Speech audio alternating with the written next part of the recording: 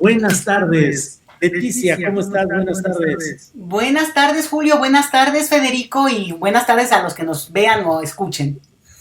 Bien, Leticia, muchas gracias. Federico Anaya Gallardo, ¿cómo está usted, don Federico? Vivo, que siempre es una ventaja, y aparte aprendiendo cosas de fútbol que nunca creí tener que analizar. ¿Y ahora por qué? ¿Qué es lo que te está llamando la atención del fútbol, Federico? A ver, confiesa, desembucha, como dirían. Que resulta ser más complicado de lo que yo creía. Y en una de esas hasta interesante. Y eso ya me empezó a preocupar. Válgame, válgame. Leticia, ¿a ti te ha impactado, te ha cambiado la visión del fútbol al ver ahora algunos partidos o no verlos, Leticia? Bueno, mira, en mi casa el fútbol es el rey, entonces, bueno, estoy acostumbrada a que el seguimiento es constante, no importa quién juegue. Entonces, ahorita en el Mundial, olvídate. Entonces, pues yo me entrego a eso, ¿no? ¿Para qué sufrir? Y al contrario, es muy interesante, no aguanto la tensión, ahí sí cuando están con que si los penaltis, mira, ya sabes, te das la vuelta y mira, voy a abrir la ventana porque no aguanto.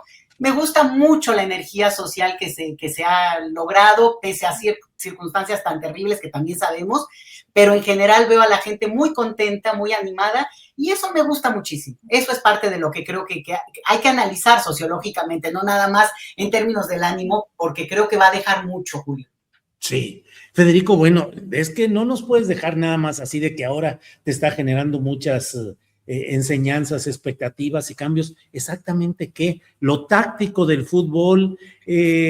Nos decía el otro día David Pérez, que hace comentarios muy inteligentes y críticos respecto al fútbol, decía que en el fondo no deja de ser la historia de David y Goliat y que vamos al Mundial para ver cuántas veces David logra vencer a Goliat, porque ha habido resultados impactantes. ¿Qué es lo que te está llamando la atención, Federico? No nos dejes así.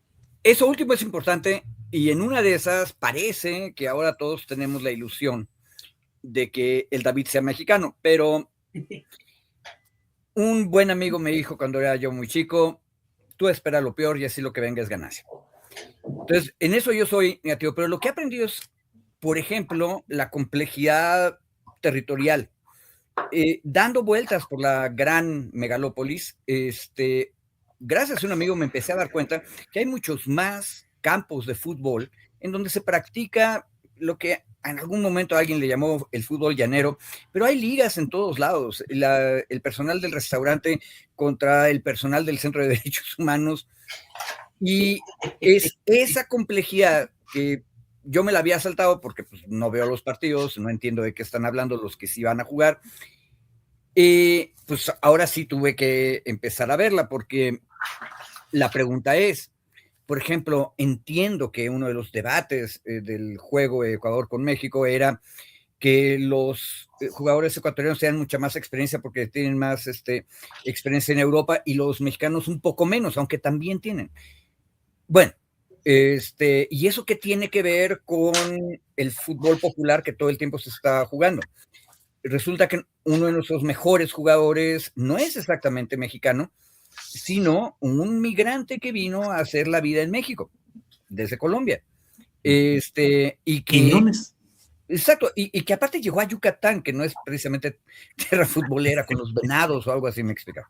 Entonces, hay mucha más riqueza de lo que yo, no aficionado, me hubiera imaginado jamás.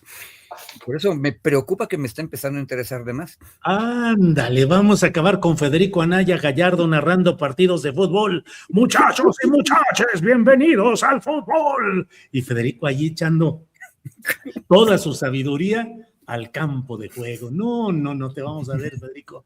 Leticia Calderón Chelius, déjame adornarme con una pregunta que una amiga intelectual me hizo favor de llegar y ahora te la traslado, que es esta. ¿Podría ofrecer el Mundial una experiencia colectiva que resignifique nuestra identidad nacional? ¿Qué te parece, Leticia? No, pues se me hace todo un tema, digo, es como para empezar a meterle, fíjate que yo creo que siempre hay hechos colectivos, eventos colectivos que nos resignifican, y yo creo que fíjate, uno, ahorita a los años que corresponden del Mundial pasado, 40 años, y un año antes el terremoto, que también combina con cosas que desafortunadamente están ocurriendo en nuestra región latinoamericana, pues sí es esta capacidad de solidaridad, de entrega incondicional, de hacernos uno para salvar al otro, que yo creo que ha sido una experiencia muy potente en el mexicano como narrativa pública, ¿no? Esta idea de que al final de cuentas nosotros tenemos una capacidad de encontrarnos en el otro, en la desgracia, pero en lo festivo también, y yo creo que aquí hay una parte que nos deja lecciones, porque aunque esto, pues sí, digo, ahorita es una fiesta y ahorita todos somos uno, pero sí revalora en gran parte todo este discurso que también nos repetimos mucho, de repente de un país, oye, nos lo repiten todo el tiempo, ¿no? Un país, casi que tírenlo a la basura, casi que lo que hay que hacer de aquí es huir, casi que lo que al final queda es la dictadura, el totalitarismo, el populismo, y dices, a ver, espérate, además de lo político y de lo que podríamos discutir, y francamente, no exageren, creo que hay toda una dimensión social que hemos construido con y a pesar de, y eso es lo que creo que sí vamos a poder extraer mucho. Un tema, no me extiendo en eso, pero vamos a repensemos la xenofobia que tiene su lugar en nuestra sociedad, el racismo que es ADN de nuestra cultura, en fin, todos estos temas yo celebro enormemente y felicito y le doy la bienvenida al compatriota Quiñones porque nos dio el primer gol de este mundial, siendo justamente afrodescendiente, de origen colombiano y el primer mexicano, digamos, en un sentido. Entonces, creo que eso vamos a poder utilizarlo y darle una retroalimentación diferente y también tener ejemplos para contrarrestar esos otros sentimientos que también están ahí y hay también que darles un lugar para poder entenderlos, ¿no? Sí, Leticia, traslado la pregunta ahora a Federico Anaya Gallardo. ¿Qué opinas, Federico? ¿Podría ofrecer el Mundial una experiencia colectiva que resignifique nuestra identidad nacional? ¿O es demasiado para ese juego del hombre? ¿O es un tirititita intelectual lo que te he preguntado? Yo creo que el verbo está mal. Podría. No, yo creo que ya lo hizo y lo ha hecho normalmente. En el Mundial de 1986, después de la derrota de México contra no me acuerdo quién, que fue la final, que ya fue, nos sacaron. Y para que veas, no soy pambolero, no me acuerdo. Yo tenía una reunión de los scouts en San Andrés Tetepilco, entonces iba yo en mi carrito por el eje 6 sur, Ángel Urraza, que entra ya a la colonia 2 de octubre, a Tetepilco, pero cruzando o casi cruzando Plutarco Elías Calles, que era un viejo canal, de una de las viejas, en ese momento ya eran barriadas, pero era uno de los barriecitos chiquitos de Tetepilco, salió una procesión como de 200 chavos con la bandera nacional y cantando el himno nacional en la derrota. Entonces eso ya pasó y ya ha pasado. Y a mí me interesaría más ver cómo evoluciona. Si de pronto te fijas, los espacios de análisis de la derecha, esta semana andan con una ansia de que esto lleve a un cambio y encontremos un líder, algo así como si esto fuera el shot de fuerza que necesitaba la derecha mexicana para volverse popular otra vez, según ellos, porque nunca han sido. Pero bueno, yo terminaría con dos imágenes. Una que nos debería hacer reflexionar acerca de cómo esta identidad que sí existe, ha existido y se refuerza mucho más y mucho mejor con la victoria, se puede trasladar a otros ámbitos. Y es Claudia Sheinbaum, que fue candidata al gobierno de la Ciudad de México, se encuentra con Mikel Arreola, que es el presidente de la Federación Mexicana de Fútbol, que es cómplice de todas las cosas horribles que hemos dicho acerca de esa institución cuyo nombre no podemos decir, ¿verdad? Porque si no nos cobran. Sí, hombre. Y entonces ahí tienen ustedes a esos dos candidatos que compitieron entre ellos. Y Mikel perdió por priista y por elitista y fifí. Y no fue fácil. De hecho, la misma presidenta jugó con la contradicción. ¿Hasta dónde llega eso?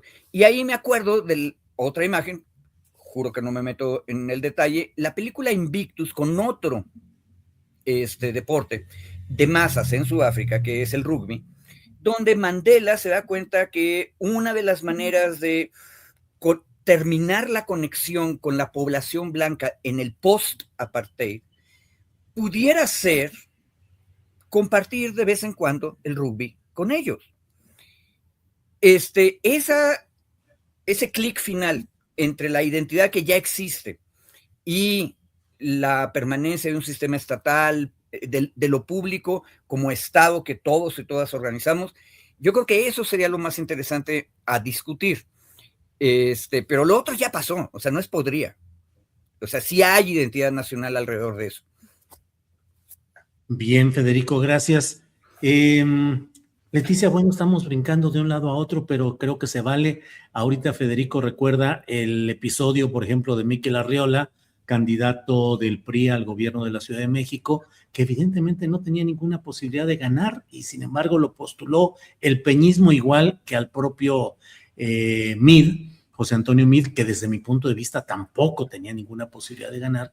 Y eso pareció abrir el paso o el camino a lo que fue ya la presidencia de López Obrador. Pero hoy se cumplen 20 años de un episodio sumamente tenso y complicado y creo yo definitorio de nuestra vida pública, que fueron las elecciones de 2006. Según mi punto de vista, inmerso en un fraude electoral a favor de Felipe Calderón y con una diferencia de 0.56% de votos a su favor.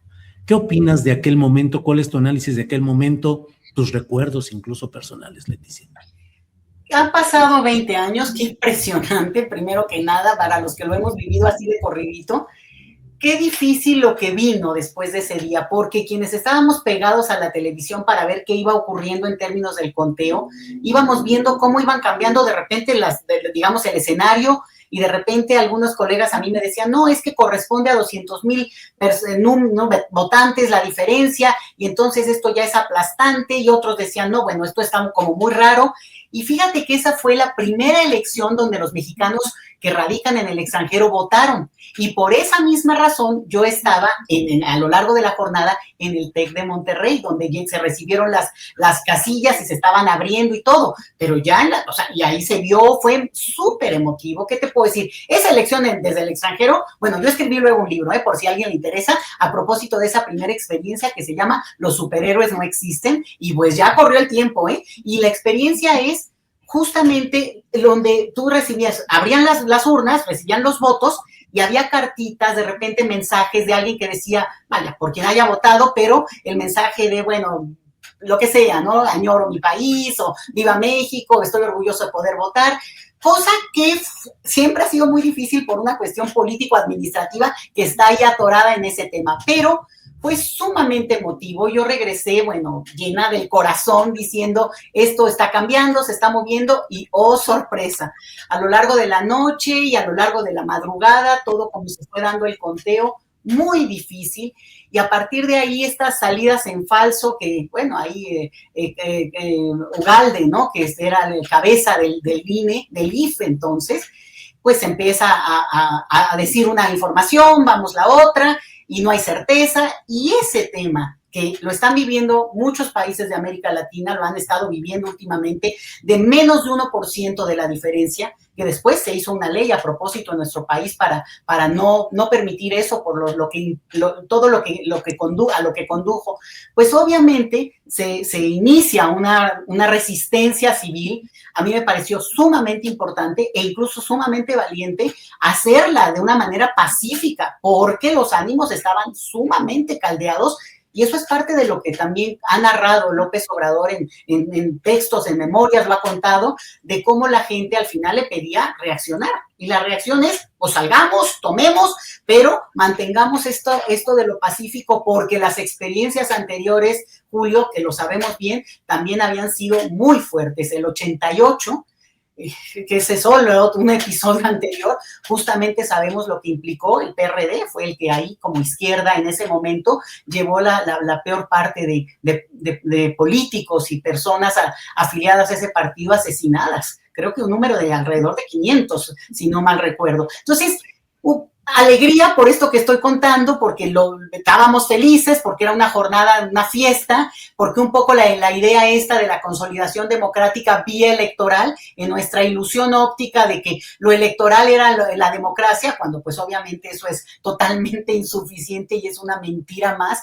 pero lo importante era que podíamos ya avanzar en esa lógica. y bueno, lo que tuvimos es esto que vino, y desafortunadamente para mí, y mira que mi familia es del norte, y por eso te lo podría contar luego, ahora sí que otro día, pues empezó esa maldita guerra contra el narco que le llamó Felipe Calderón Hinojosa, y fue terrible. Esos fueron unos años bien tristes, muy duros. Lo que más me impresiona es que haya gente que o no se da por enterada, o crea que no pasó, o lo niegue. ¿Cómo es posible? Porque miles de mexicanos sufrieron de una manera brutal lo que siguió a esa elección, Julio. Gracias, Leticia. Federico, tu análisis, tu opinión, tus recuerdos de lo sucedido hace 20 años en un 2 de julio. Fíjate, hace un momento dije que tenía un recuerdo de 1986, hace 40. Sí. Con la gente en la Berrota, en Tetepilco, cantando el himno. Esa misma gente, estoy seguro, porque Tetepilco aparte fue de los que se volcaron después, en 88 y luego en el obradorismo hacia la izquierda. Esa gente es la que realmente ha ido construyendo desde abajo las cosas. Y ahorita, en medio de esta oleada de las derechas en Latinoamérica, algunas compañeras y compañeros se han puesto a reflexionar de si no deberíamos otra vez desde la izquierda plantearnos la guerra o la paz.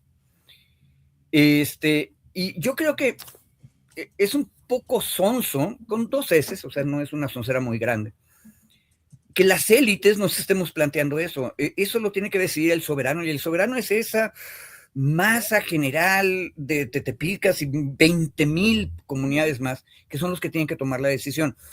Y a veces toman la decisión de la guerra. Eso fue año 1992 y luego 94 en Chiapas. Y los apoyamos todos, aunque de la misma manera tampoco nos fuimos a la guerra. A lo que voy es a esto. Cuando llegué a 2006, yo ya había estado en Chiapas, y fíjate, las imágenes ahorita vienen bien, porque los Tetepilcas que en la Berrota cantan, en la Berrota futbolera, el himno nacional, son equivalentes a los chiapanecos que habían construido durante 10 años una guerrilla y decidieron hacerle la guerra al Estado opresor priista.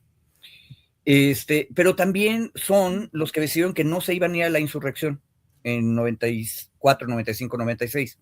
Y esa es la presión que la miserable élite del IFE no ve, que provocó la gran reforma electoral de 1996. Si eso no hubiera estado ahí en la extrema izquierda insurreccional, hubiéramos seguido todavía más lenta la transición. Ahora, 2006, finalmente encontramos un segundo líder de izquierda, porque el primero fue Cuauhtémoc, y no hay que olvidarlo, porque ahí sigue, aparte, dando buena lata, que agarra y dice, ahora sí podemos hacerlo, y aparte experimenta gobierno en la ahora Ciudad de México, antes GDF, algún día será el estado de Anáhuac, y entonces teníamos un proyecto un poco más lógico, pero, detalle importante, toda la banda que acabo de decirte, Julio, y con eso termino, optó en algún momento de manera colectiva, un poco inconsciente o semiconscientemente, por la democracia. Nos la habían prometido los priistas y los perremistas y los PNRistas desde que terminó la revolución, y nunca nos la habían cumplido, pero optamos por eso porque el pueblo mexicano había sufrido la derrota de la Guerra Sucia, eso luego se nos olvida. Y hemos sido fieles a esa decisión colectiva. El problema es que entonces tú puedes tener un candidato que va ganando en 2006 toda la campaña, y otro, Calderón, que decidió radicalizarse hacia extrema derecha con campaña de mentiras y todo, y como dice Zuckerman, eso se vale, sí, en democracia eso se vale. Y empató, y en el momento en que empató ocurrió lo que nadie hubiera previsto, que el Bester Gordillo o el gobernador Eugenio Hernández pueden mover unas cuantas casillas, una en su estado, la otra en las secciones sindicales, y con eso puedes hacer un fraude. Está tan cerrado que el fraude inesperado se puede hacer. Y eso hicieron. Bueno, la cosa es, esos Tetepilcas míticos que acabo de construir, volvieron a salir a cantar el himno nacional y volvieron a la organización, y fueron otros 12 años. Ojo, nos costó muchísimo, porque igual que el PRD pagó con cientos de militantes muertos la opción de Cuauhtémoc de no romper, o sea, de no ir a la insurrección. Esa misma opción con López Obrador nos costó la guerra sucia. Perdón, la guerra contra el narco, me corrijo. Y yo creo que está bien. Ve ahorita, o sea, tenemos democracia y en la democracia se vale todo. La guerra sucia y la guerra limpia y competir y exigirle a todos que sean honestos y no corruptos, etcétera. Y eso lo hizo esa gente que en la derrota y en la victoria igual cantan el himno nacional. Entonces, tendríamos que construir una identidad nacional democrática popular. Y en eso yo creo que nos ha quitado mucho tiempo los últimos 7, 8 años la derecha fifí comentocrática. Porque por estar contestando los argumentos de ellos, no nos damos cuenta de lo que ha estado haciendo la gente abajo. Que por cierto, es la gente que 9 de cada 10 se porta maravillosamente bien y civilmente en las manifestaciones alucinantes del Mundial. Y no es el 1 que se porta mal.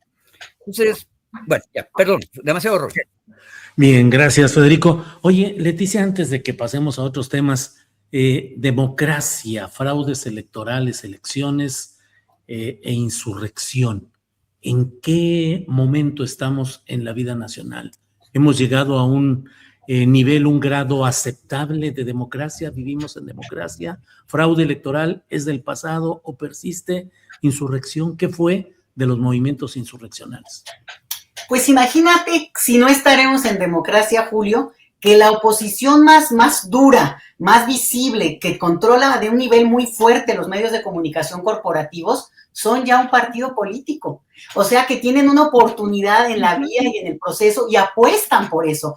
Enhorabuena, porque lo que están demostrando con eso es una reafirmación de que el proceso político electoral democrático pues funciona y por tanto avalan un proceso más amplio en términos de, bueno, lo que se está construyendo, que por supuesto tiene muchísimo para perfeccionarse, pero que es un reconocimiento. Entonces, si tú me preguntas en qué momento estamos, pues lo constatan los colegas conocidos de todos, digamos, algunos míos, profesores, muchos de los colegas que están ahora en este nuevo partido, en 2 nuevos partidos, que de hecho también eso es interesante porque hubo bastantes otros partidos con inspiraciones muy ultra religiosas, como recordarás Verástegui, que al final, bueno, pues se retira porque no logra avanzar, pero su voz se oyó y su propuesta quiere decir que representa, aunque sea 3 amigos de él, pero son parte de un discurso. Entonces, que se oigan esas otras voces, a mí me parece sensacional. De hecho, ya leí de la página del partido, de propuesta de partido,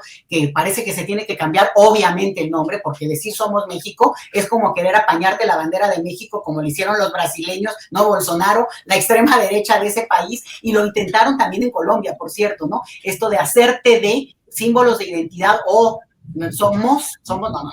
O sea, somos todos, incluidos ellos, pero que, bueno, cambiarán el nombre. Pero el otro detalle es que al avanzar en esta idea, pues obviamente tendrán que postular, presentar públicamente no solo sus críticas, y sus críticas que tampoco son muy claras, porque, bueno, cuando te dicen después de 6 años, 8 años, populismo, totalitarismo, autocracia gris, autocracia opaca. Bueno, yo he leído en términos de conceptos, Julio, ni te imaginas qué cantidad de cosas. Pero entonces, pues, creo que estamos en una democracia viva, floreciente, activa, con un pulso social muy, muy interesante que convocará con propuestas y con personajes creíbles. Yo creo que hay que celebrarlo también. Bien, gracias, Leticia. Federico, bueno, pues te vi entusiasta en decir que sí hay democracia, Federico. Sí, y como viene desde abajo es un poco caótica y desmadrosa, y luego a veces pareciera que están muy desorganizados, pero a ver, lo grande es que importan los votos. Y los votos ya no están corporativizados como en la época priista.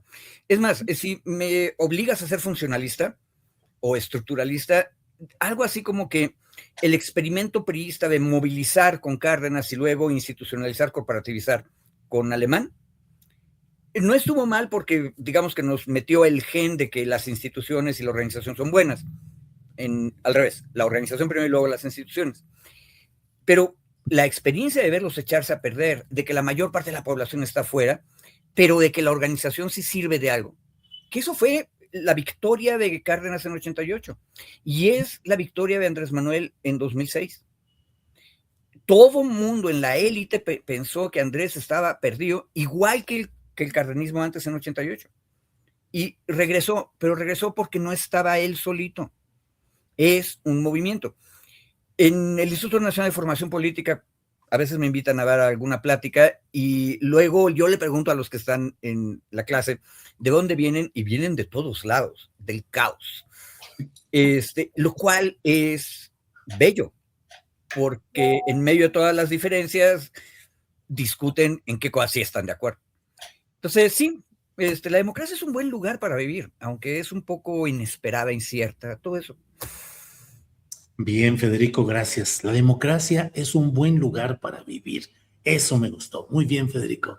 Gracias. Leticia, pues estamos hablando de muchos asuntos. Hay mexicanos que han buscado vivir bien, vivir, han elegido como un lugar para vivir Estados Unidos, y ahora resulta, no sé cuál sea tu punto de vista, que te pedimos nos lo compartas, acerca de este reverso que se dio a la ley de ciudadanía en Estados Unidos y lo que implica de obstrucción o de golpe en contra de las políticas tan restrictivas de Donald Trump. Leticia.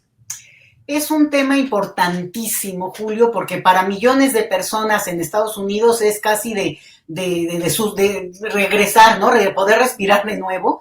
Lo digo brevemente, ¿en qué consiste? Bueno, en Estados Unidos las personas que nacen en el territorio de ese país son ciudadanos de ese país automáticamente.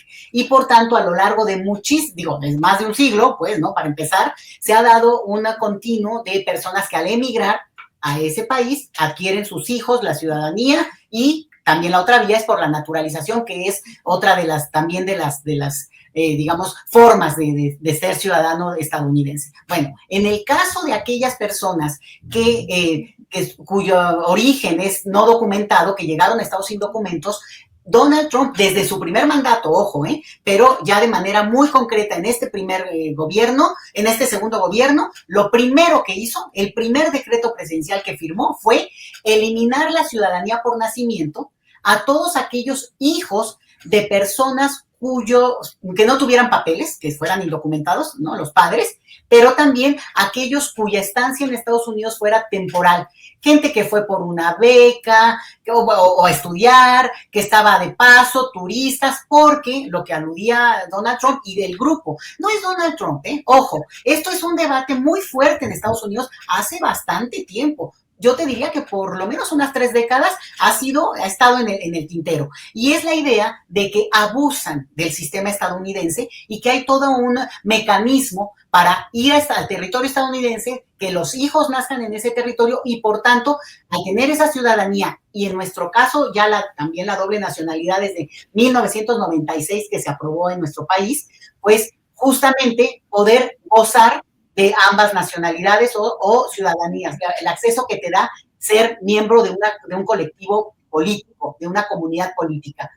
Bueno, yo te diría, ¿y qué es lo malo de eso? ¿Qué es lo malo de eso? Porque los que tienen lana, los ricachones, tienen 1, 2 o 3 o 5 nacionalidades sin problema, Pero bueno, el asunto es que Donald Trump firma este decreto y entra en una controversia jurídica que fue a un juzgado, fue a un juzgado menor, finalmente acabó en la Suprema Corte, y esta semana la Suprema Corte, que es de mayoría conservadora y sin embargo 6-3, votó a favor de que se mantenga digamos, lo que históricamente ha prevalecido en Estados Unidos, que es toda persona, más allá de su origen, de sus padres, de cómo llegaron sus padres, él no es responsable directo de esa situación y por tanto, al nacer en Estados Unidos, adquiere la ciudadanía de ese país forever, vamos a decir, ¿no? Para siempre.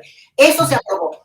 Como no fue un voto contundente, no es que se cierre el capítulo, pero sí se percibe, y si la lectura política en Estados Unidos es que fue un golpe muy fuerte para Donald Trump, porque era una de las banderas que más había levantado, no solo en campaña, sino que había mantenido, y hoy lo oí en la mañana, hablando otra vez del tema, que lo que van a tratar es de pasarlo por la vía de una ley en el Congreso, que donde tienen mayoría los republicanos. Porque para cambiar la Constitución necesitan, igual que en México, ¿no? La mayoría calificada y una serie de cosas. Eso no lo van a lograr, no lo han logrado ni los republicanos ni los demócratas hace mucho tiempo. Pero por medio de una ley, hacer ese cambio. Les quedarían unos meses, porque es muy probable, no hay que adelantarnos, pero que pierdan esa mayoría en el proceso electoral de noviembre. Entonces es un tema que no se acabó, quiero decirlo, pero sin embargo, para el día de hoy, todas esas personas cuyos hijos nacieron en Estados Unidos y que tal vez ellos no tenían documentos, bueno, pues ya se resolvió por esta vía jurídica y se calcula que en estos 2 años, casi 2 años de proceso de gobierno de Donald Trump, casi 500,000 de niños hubieran estado en esta situación de, podríamos decir, apatridia, ¿no? Porque podría llegar a dependiendo su nacionalidad de origen, en un número muy elevado, pues todavía mexicanos, ya no tanto, pero mexicanos casi por inercia migratoria, podríamos decir. Entonces, ese escenario que implica que es un gran revés político para Donald Trump, pero al mismo tiempo es un tema que pues está ahí, no se quita, no se va a eliminar y sí abre un debate público muy fuerte, porque hay quienes argumentan a favor de mantener esta propuesta de Trump de manera pues también como muy elocuente, y eso se va a mantener en el debate público político estadounidense. Yo creo que de aquí para el Real, Julio. Bien, muchas gracias. Federico, este tema específicamente, lo de este revés para Donald Trump en sus intenciones de control migratorio desde el nacimiento, por una parte, y por otra, ¿cómo vas viendo el fenómeno migratorio mundial, sus implicaciones políticas? Y ya que andamos de medio futboleros, medio sociólogos y medio politólogos, pues no deja de ser interesante en el mundial cuánta presencia de migrantes y la pluralidad de naciones que pueden converger en una selección específica y lo que va implicando. Ahí te lo dejo, yo sé que tú eres capaz de darle organización a este batiburrillo que estoy haciendo yo. No, está muy bien aderezado. A ver, yo no sé mucho de fútbol, pero me decían que los franceses andaban alicaídos hace años, y de repente el Estado francés, que es, ahora sí, si hay estados fuertes, no es la Unión Soviética, es la República Francesa, decidió meterse para organizar fuerzas básicas. ¿Y a dónde fueron a reclutar? A los barrios populares del Gran París, los cuales están llenos de inmigrantes de lo que fueron las colonias francesas en África. Ojo, que por cierto, ahí hay un fenómeno neocolonial horripilante, y hay que recordarlo siempre, pero son los migrantes los que le metieron fortaleza a esa selección. Y son los migrantes los que fortalecen las sociedades receptoras. Ahora, en Estados Unidos específicamente se empezaron a poner histéricos, y digamos el vocero de eso, ahí por el 1995, fue Samuel Huntington, que era muy conservador, pero su último libro sobre ¿cómo se llama? Enfrentamiento es Clash of Civilizations. O sea, sí, el choque de las civilizaciones. El choque de las civilizaciones ya era la histeria. Y ojo, la histeria la provocaron los mexicanos. Porque Huntington decía, lo bueno de las migraciones previas, los alemanes, los polacos, los judíos de Europa del Este, es que estaba muy lejos su patria chica o su materia original. Pero el problema de los mexicanos es que la tienen cruzando la raya y entonces no se asimilan. Bueno, ese es un problema. Y luego está el problema de el racismo antichino, que ese viene desde el siglo XIX, no solo en Estados Unidos, también acá en México. Pero tiene que ver también con que al parecer la población china que inmigra en otros lugares se adapta menos o se mezcla menos.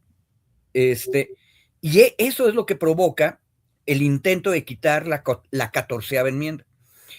Ahora, en ese punto, nada más un detalle, complementando, gracias a Leti por decirnos bien cómo sube el asunto, pero esa decisión de 6-3, una de las cosas más feas es que uno de los 3 que votaron por sostener lo que Trump quería fue, pero que me corrija Leti, fue Clarence Thomas, uno de los primeros, no fue el mero primero de la primera camada de ministros de la Corte estadounidense africanoamericanos, pero terriblemente conservador. De hecho, con él empezaron a utilizar en los años 90 el símbolo de las Oreo, o sea, las galletas que son negras por fuera y blancas por dentro, y que aparte ahorita está acusado de corrupción, etcétera. O sea, es perfectamente trumpista. Pero creo que él es de los 3 votos. Y el argumento es que esa enmienda era nada más para los esclavos, es decir, como si la deuda social de los Estados Unidos fuera nada más con la población africana a los que esclavizaron. Y no, los progresistas en Estados Unidos dicen, no, nuestra república es dejar que vayan entrando. Y, ojo, si uno de los padres fundadores se presentara ahorita y viera, no nos vayamos lejos, viera el Texas, que siempre ha sido anglo raro, más hispano raro, o Minnesota, donde hay una inmensa población, creo que son de Somalia, diría, ¿qué pasó aquí? Pero funciona. Y una cita de Dussel para terminar. Dussel, en su filosofía de la liberación, al mero principio pone un ejemplo en términos históricos. Hubo un tiempo en que Estados Unidos era revolucionario. 1776. Ahorita están celebrando los 250 años de algo que ya no entiende Trump. Y es esta idea de que podemos construir lo que decía hace rato yo para México, una identidad democrática, republicana, popular, que unifique a los que normalmente deberían estar separados. Entonces, ojo, si sirve para el fútbol francés, yo digo que debería funcionar para las repúblicas, ¿no? Bien, Federico. Leti, aunque hay muchos temas y podríamos pasarnos aquí un largo rato, no resisto preguntarte, ¿la realidad mexicana actual está siendo impactada crecientemente por fenómenos migratorios de los cuales no alcanzamos a percibir plenamente en estos momentos sus consecuencias? Yo creo que México es de los países que más ha sido impactado los últimos, te diría, pues por lo menos casi 100 años por un proceso migratorio continuo, el país de mayor emigración del planeta. Por tanto, nuestra experiencia de tener la mayor diáspora que radica además en un solo país, todo eso ha hecho una experiencia binacional, transnacional muy potente, sobre todo en esas comunidades de alta emigración, aunque hoy por hoy pues no hay ningún municipio que no tenga un nivel de emigración. Lo que es más interesante es que también algunos colegas sostienen esta idea de que México está empezando a ser país de destino. No. México es país de destino desde hace como 500 años. O sea, ¿cómo les explico que México siempre ha tenido momentos de presencia y también como que de residencia permanente de múltiples grupos que conforman hoy nuestra realidad multicultural? También parte de... Lo que sí es cierto es que México nunca ha sido un país de atracción migratoria. México ha tenido estas presencias que eventualmente se asientan y sus hijos, nietos y bisnietos son parte de esos orígenes, pero un continuo de llegada no lo ha sido en parte pues porque México ha tenido una economía precaria durante décadas. Entonces, el gran atractivo de la migración, el motor de la migración, tiene que ver con la economía, sobre todo, salvo cuestiones excepcionales, como cuestiones digamos, de búsqueda de refugio por condiciones políticas, sobre todo. Pues eso ha sido en México en números bastante... Mira, hasta el 2014, en México había entre 2 y 3 mil solicitudes de refugio, no más, ¿no? De refugio, hablando de estas condiciones no económicas, sino sobre todo de otro matiz. Hoy alcanza los 150,000 solicitudes por año. O sea, el cambio es monumental en una década. Y esto tiene que ver con, ahora sí que no me dejarán mentir, pero mucho por la política que viene de Estados Unidos, por los propios cambios que ellos han tenido, que hicieron de México, siendo este país de tránsito territorial, pues un país donde se ha ido quedando más la gente. Lo cual no quiere decir tampoco que haya una gran, o sea, obviamente, respecto a lo que había, como estoy diciendo en números, hay mucho más gente establecida en el país, pero no confundir turismo o estancia temporal con personas que radican y que se integran a la sociedad mexicana, como lo podríamos empezar a ver en todo caso y analizar, y en eso estamos, ni te preocupes, podríamos dar números en poco tiempo, de una manera muy distinta a estas experiencias que sí se han dado mucho. Fíjate que después de la pandemia se dio una movilidad, sobre todo entre los jóvenes, los famosos que les dicen nómadas digitales, que sí se ha visto mucho sobre todo en México, en la Ciudad de México, en ciertas partes. La verdad también bájenle con eso, porque sí es muy localizado, pero no quiere decir que eso no provoque un fenómeno de una cierta estancia más duradera en términos ya de hacer la vida, pues cambie para bien muchas cosas. Nada más que ojo,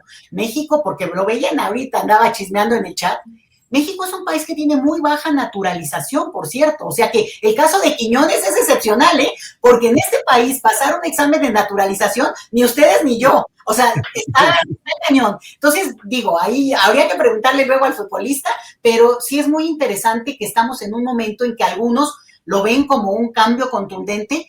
Yo sí creo que lo es, pero en coincidencia planetaria. O sea, estos cambios planetarios sí tienen y sí reacomodan a México, pero también, porque ahí está el otro factor, y bueno, ahí ya no me puedo extender, Julio, pero es nuestra propia demografía, la demografía mexicana. Entonces, todo se acomoda para hacer un nuevo escenario al que hay que echarle nueva narrativa y hay que echar mano del Mundial, ¿eh? Nos va a dejar cosas buenas, de verdad, en este sentido. Bueno, ya nos está dejando por lo pronto a Federico Anaya convertido ya en filofutbolero, ya en un hombre dedicado a analizar estadísticas y todo, Leticia. Bueno, Federico, ¿qué opinas de ese tema de la migración llegada a México? Hay voces que ya se escandalizan o señalan o denuncian que hay colonias de haitianos, que hay colonias de tales lugares, en fin. Estaremos en camino de una utilización, sobre todo de derechas y ultraderechas, del fantasma o la presunta amenaza migratoria para tratar de operar también acciones electorales y partidistas, Federico? Mira, esta cuestión de las identidades siempre tiene un elemento de yo y los míos, tú y los tuyos. Yo vivo en la colonia Roma toda mi vida y estoy cerca de Cuauhtémoc. Del otro lado está la Doctores. Ellos son distintos. Pero, ojo, ahora en la última elección presidencial nos trajeron buenas noticias, porque en mi casilla donde era yo presidente, ganó Xochitl. Entonces, cuando llegamos a las 12 de la noche a los Taquitos Frontera, estábamos llenos de dolor. Cuando llegaron un chavo y sus abuelitas, su tía abuela y su abuela, que venían de la Doctores y nos dieron la buena noticia que de aquel lado de Cuauhtémoc el mundo estaba bien ordenado. Entonces, ahí nos dimos cuenta pues que ellos también son parte del nosotros más grande. Un detalle, lo dijo muy bien Leti, las anteriores migraciones que llegaron a México ya se nos olvidaron, están en el mundo de la anécdota. Ya nadie se acuerda que la China poblana no venía de China, sino de la India, por ejemplo, pero fue hace siglos. Ni de las relaciones que duraron un poquito, como 40 años entre Japón y México, pero el asunto es que ahora, por el asunto mundial, que es la gran ola migratoria del sur global al norte global, es altamente probable que México sí se vuelva otra vez espacio de destino, especialmente si el bloque económico norteamericano sobrevive, y yo creo que aparte va a sobrevivir, tal vez ya sin tratado, porque lo que logró el tratado fue integrar las economías. Entonces, hay que empezar a discutir, y la Comar, por cierto, Leti, el otro día me estaban contando, ya empezó a darse cuenta de esto, precisamente por el número de solicitudes que tiene ahora de refugio, y está empezando a discutir cómo tiene que integrarse el asunto, porque el nacionalismo mexicano tiene una parte muy perversa que puede terminar en la masacre de chinos de Torreón. Ese es el recuerdo que tenemos que tener todos en la memoria para no caer en eso. Y tenemos que empezar a ver las cosas que nos identifican. Y tenemos que facilitar la naturalización. Y tiene razón también el Leti, o sea, a nosotros nos desnaturalizarían si nos hacen el examen. Pero Enrique Dussel tuvo que pasar, creo, 3 o 4 décadas como inmigrante ya permanente, con residencia, pero no podía ser mexicano, y como el filósofo era muy decente y claro, creo que originalmente estudió Derecho, entonces no opinaba en los medios. O sea, imagínate lo que perdimos en términos de debate. Entonces, tenemos que empezar a cambiar las cosas y tenemos que tener cuidado con la masacre de Torreón en el recuerdo para evitar abusos.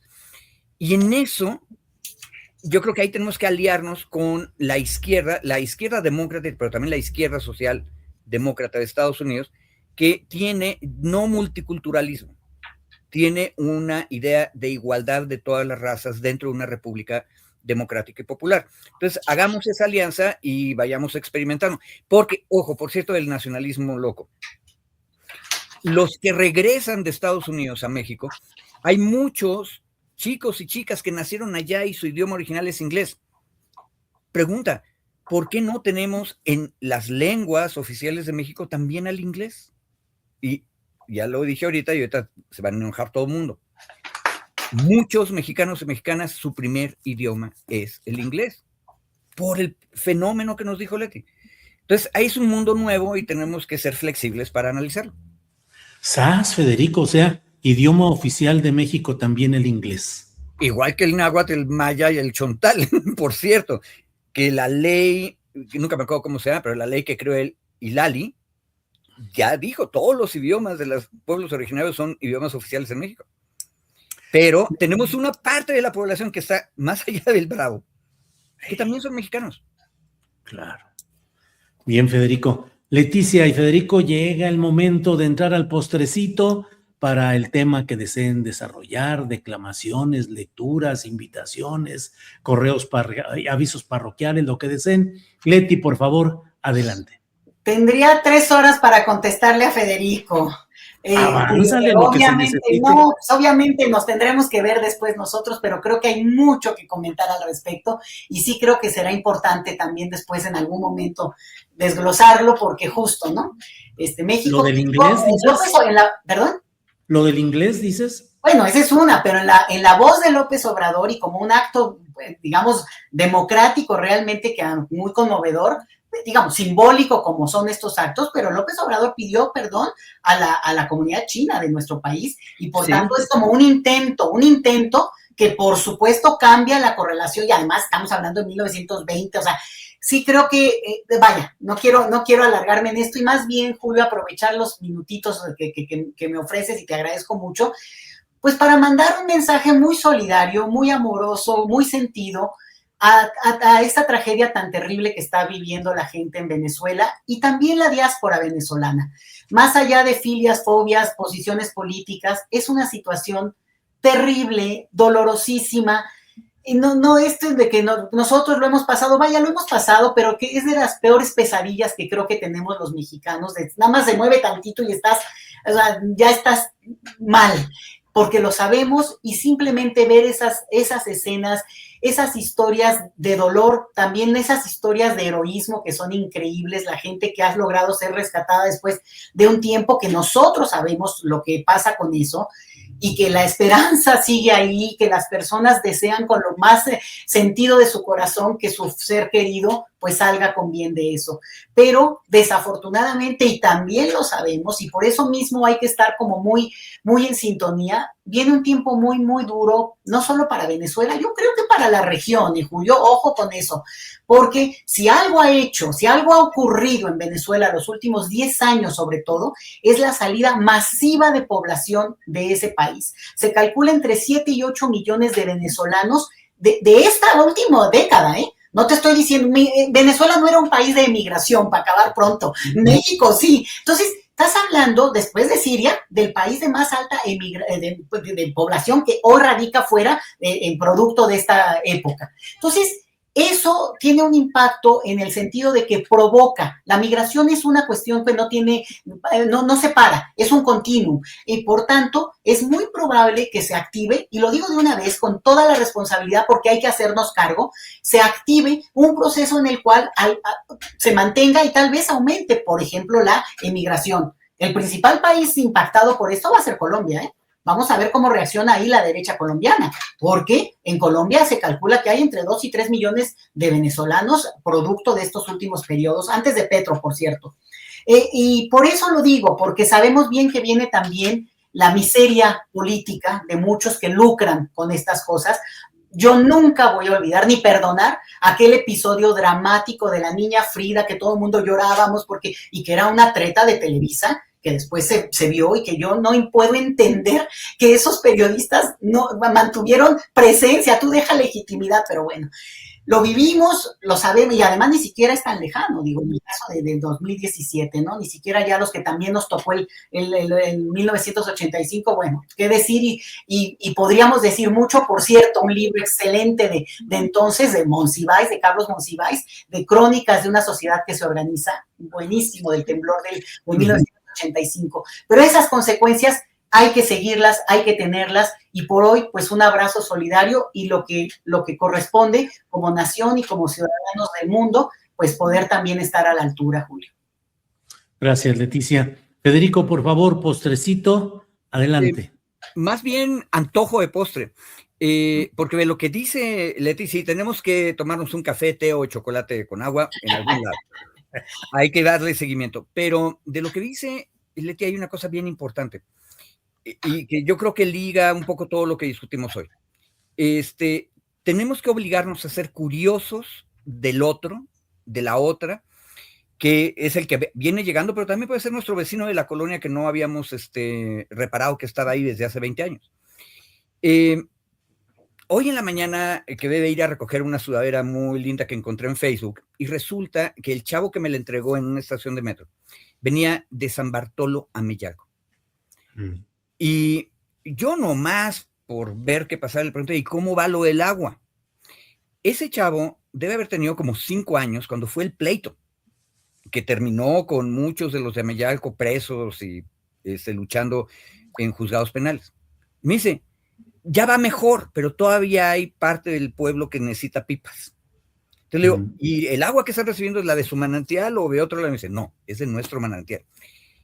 En otras palabras, los procesos populares existen allá en el otro lado. Cuando abres la ventana, descubres que tu vecino al que no le habías puesto atención está en la lucha y se transmiten las experiencias. Y eso tendríamos que hacerlo también con Venezuela. Hay muy poca información respecto de Venezuela, e incluso en un espacio de comentario público me tocó ir esta semana, que, bueno, lo que pasa es que sacaron a Maduro, pero dejaron a Delcy en un nivel que es obvio que no habíamos, o quien habló no se había metido en serio a ver qué fue el proceso de la República Bolivariana de Venezuela. Y ojo, si nos metemos a hacerlo, vamos a entender lo que nos dijo Leti, porque hay 9 millones de mexicanos, fíjense qué bonito que me equivoqué, de venezolanos fuera de Venezuela, porque hubo un bloqueo. Y ahí hay que agregar el otro tema. Ojo, este es antojo de agridulce.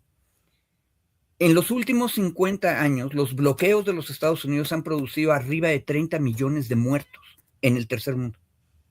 No lo digo yo, lo dijo John Mearsheimer, que es de la Escuela de Chicago. Y lo dice espantado del horror.